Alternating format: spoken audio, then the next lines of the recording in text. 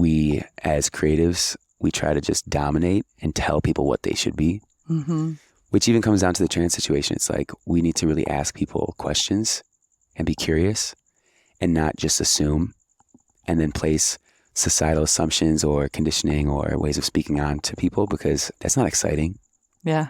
What's exciting is asking people who they are, where they come from, how they're adding to the world, so. It's not even just words, right? It's like the person's energy. It's not the coalescence of two people.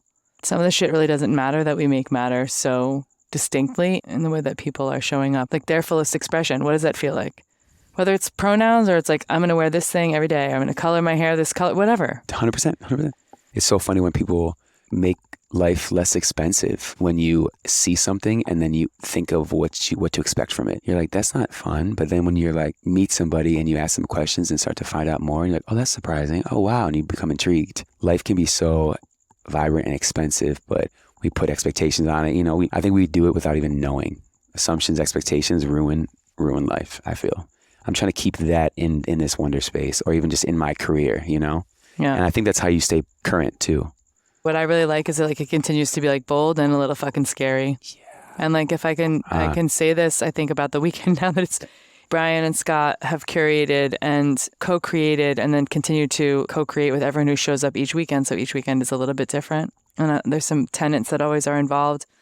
And it's heavily choreo focused, and it's really about what it's like to be in the industry, I think, from a really open-minded perspective, as well as, hey, you're showing up. What does it feel like when you can fully show up to be yourself? And could you take the fullest expression of your form as a dancer or performer or artist and put it into the specific form, right? And how can you give me the minimum effective dose of the choreo that I put in front of you, and the rest of it is all you as an artist? And that's so rad.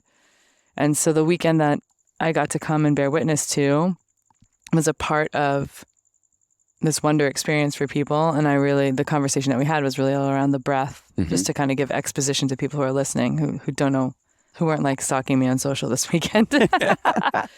So I was like, breath, and there's cold, and there's ways that we can mitigate like 3 main areas of performers, sports performance, dancers' lives, etc.